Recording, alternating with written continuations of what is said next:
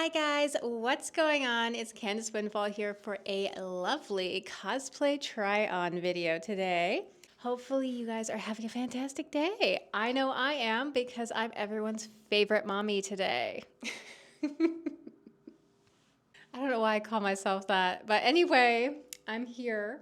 Hopefully you guys are pumped up for this one because I have been asked by I don't know how many of you for this video, probably since I started doing cosplay. And I just never have done it until now. But better late than never, I always say. All right, so let's get right into it then. So I made this cosplay back in, gosh, I don't even know, probably like 2017, something ridiculous. It's 2024 now. It's been a hell of a long time. Like all the other movies have come out since then. Anyway, don't tell anybody that. So yeah, I had actually worked on this cosplay for probably well over a year. I'm probably underestimating the amount of time it took me to make this cosplay, but I don't really remember, to be perfectly honest with you, how long it took me because it was so long ago. So we're just gonna roll with this and pretend that I know. It's seen some things. Anywho, I am finally reviewing this cosplay. It's been a hot minute since, not since I've worn it. I wear this pretty much daily because it's my most requested piece. But it's been a hot minute since I talked about how it was made. So let's get into that. This has had a lot of convention wear, I am not gonna lie. A lot. This is probably my go-to costume to wear to a convention just because it's so comfortable. I I just love wearing this. And I mean, let's face it, I kind of look like her. I I have the mom aesthetic. Let's face it. I'm going to own that. I am not a mom, but I'm owning it. Technically, I'm a cat mom, so it works. Basically, how I made this was I actually ordered some really nice spandex fabric, just in a plain color, and I sent it away to get printed the pattern onto, basically. So I sent it off to a company. They print the design to my body shape and my measurements onto the fabric, and then they send me the fabric back, and then I take it, I cut it out, and then I sew it together to kind of form fit my mommy curves the best that I can. Now, I've lost some weight since I made this cosplay, so it fits me kind of like super, super well. I'm not gonna lie, it's been worn in quite a bit, but it fits me super well. And I can get this on and off by myself. It's perfect. It makes it the perfect con cosplay ever. And usually I pair this with a pair of thigh-high black patent boots, which I will show you in a second. And typically that is kind of like a very comfortable shoe for me, those particular boots. So I love wearing this to any kind of convention. It's just perfect for me. Let's take a hot second to just appreciate all of the details on this cosplay. Like, honestly, I am pumped about how this came out. And I still am. This is still, to this day, one of my most requested cosplays I have ever done. Mostly because I think I look like her, but that aside, it just kind of fits me very well.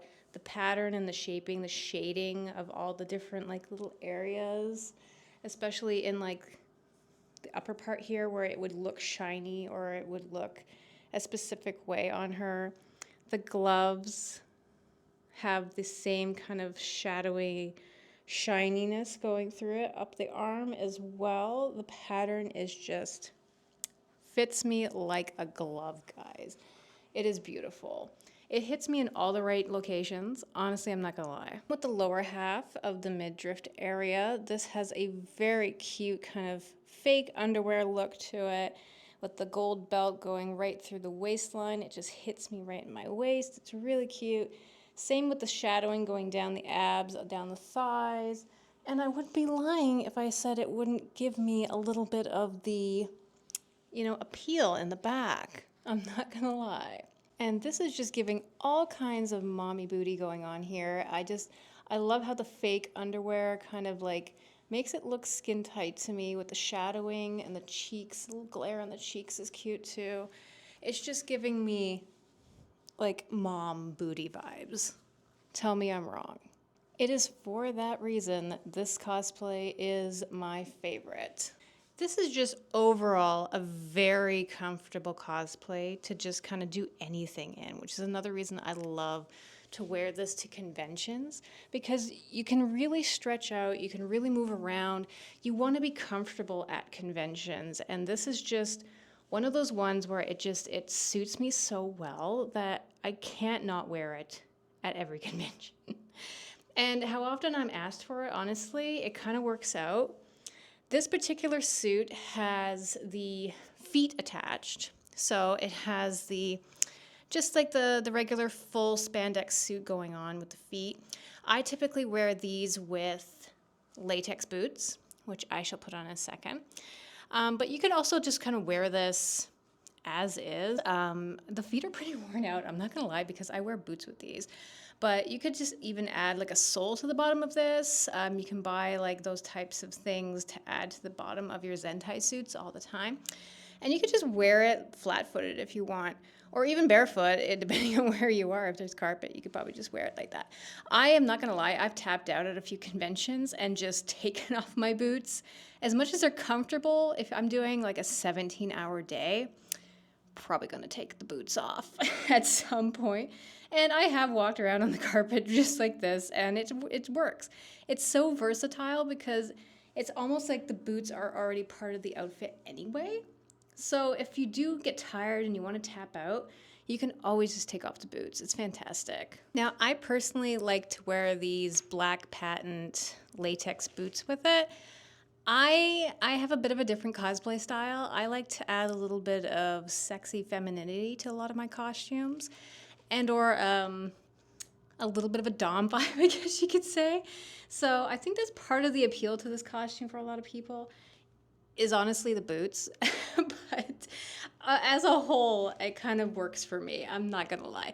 But the boots do really add to it. And I went with the thigh-high patent shiny look because the suit's already meant to have that kind of shiny look with the highlights and the details on it, that I kind of wanted to continue that theme, but I also kind of wanted the boots to stand out a little bit. So I'm very much a boot heel kind of girl, and what's hotter than a pair of sexy patent leather boots? This is typically what I will wear with this costume, just to kind of give it a little something. I've had this same pair of boots probably since I created the costume, and they have held up like fantastically, actually. I believe I got these from Amazon, if I'm not mistaken. Amazon.com, I believe it was. And they are just like my go-to boots for anything that I do, whether that be like dom work or if that's just kind of like another cosplay or Halloween. These boots are kind of an essential piece for a lot of my costumes, not gonna lie. See, and when you add the boots, it just kind of like, it gives you a little extra something something. I don't know how to like explain it, but it does. I typically will, when I'm going through like a costume that I'm doing or something that I'm thinking about putting together, I really think about shoes first and comfortability of the costume, especially if it's something that I'm going to wear to a convention.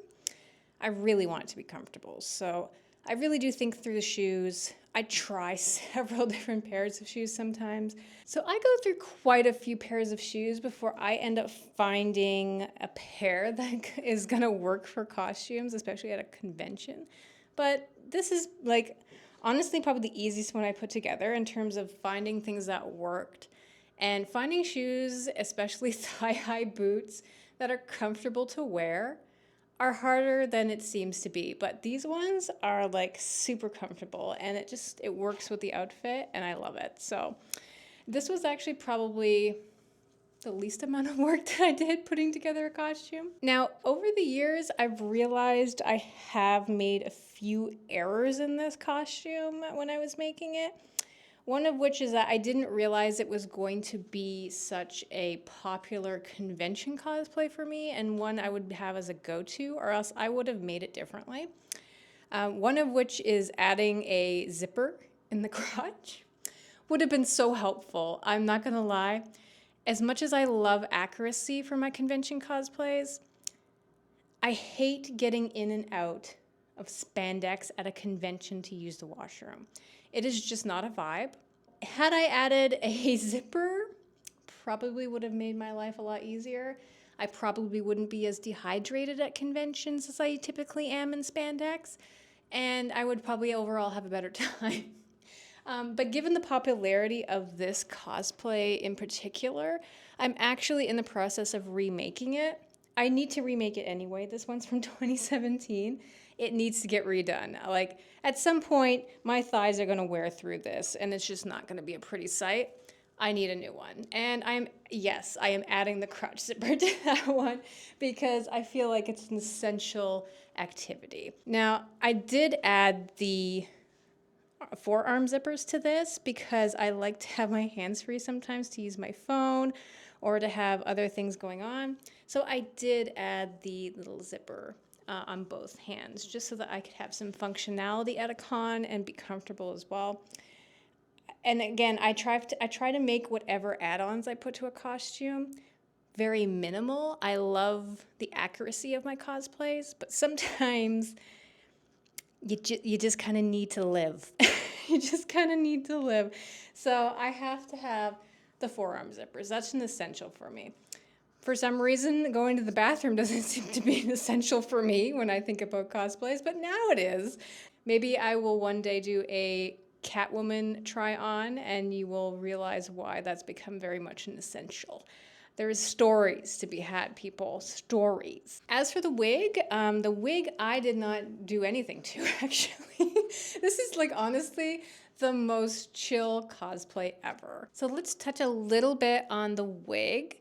The wig I have actually done nothing to, minus just brushing it out whenever I put it on.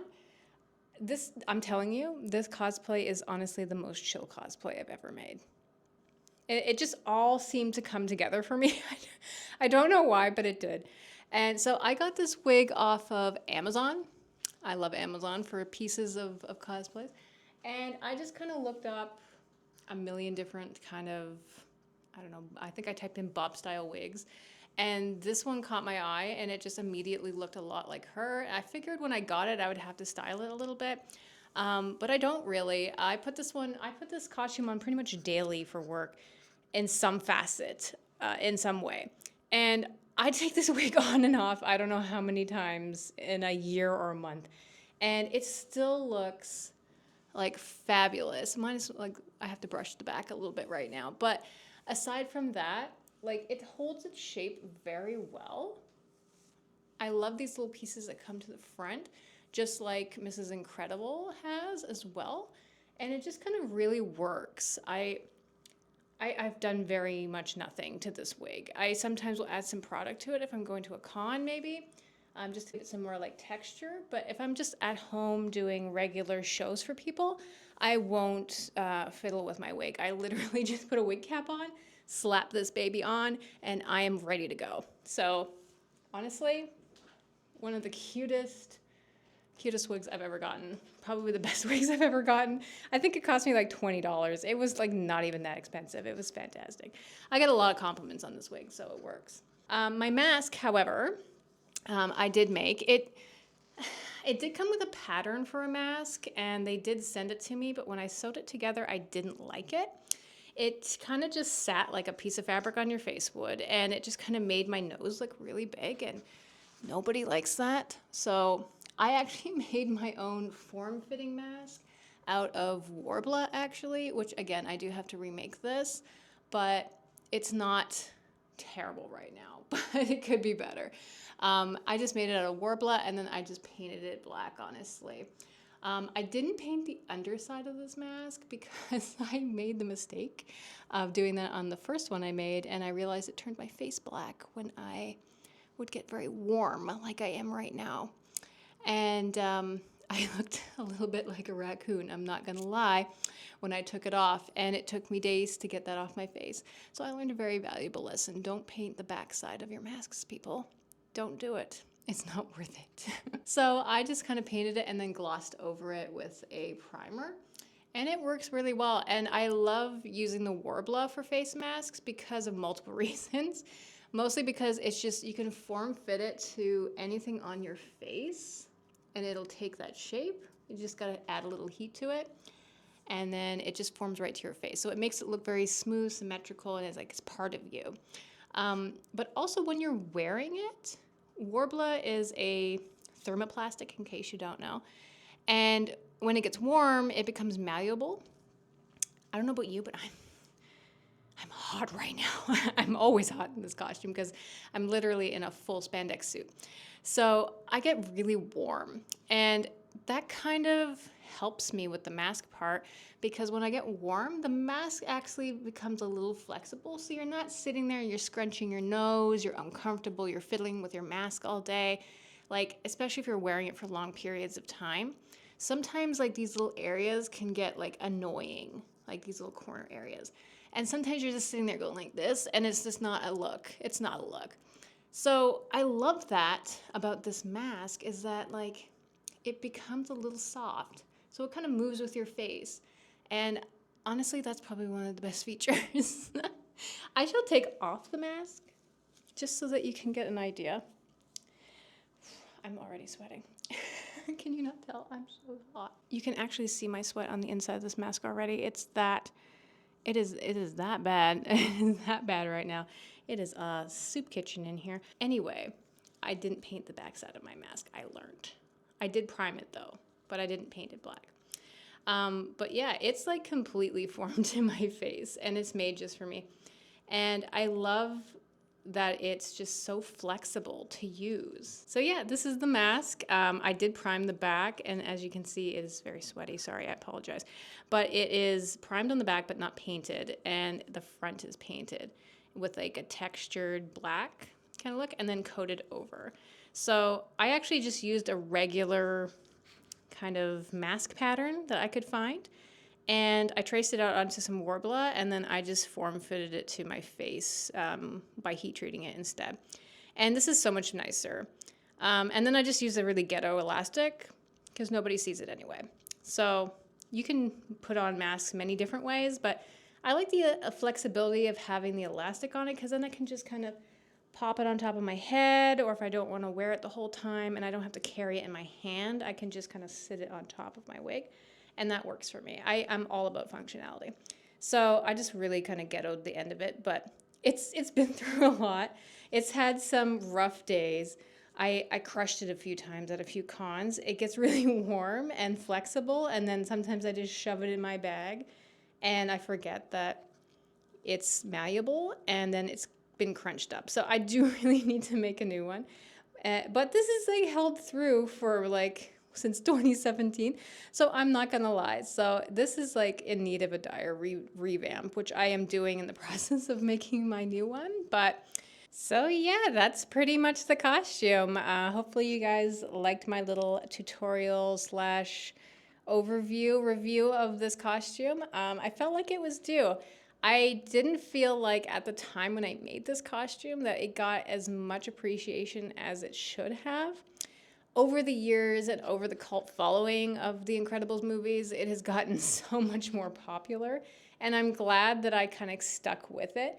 But this is really kind of the face of my organization, is this cosplay. So I really wanted to kind of just do a quick little overview of how proud I am of this costume, as ghetto as some of it is.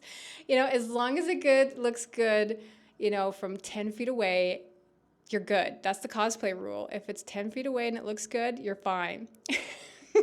So hopefully you guys enjoyed the video. I will be back with some more try-on hauls. I'm going to be doing all kinds of stuff here on the channel. So like, subscribe, hit the little bell icon, do all the things that everyone tells you to do.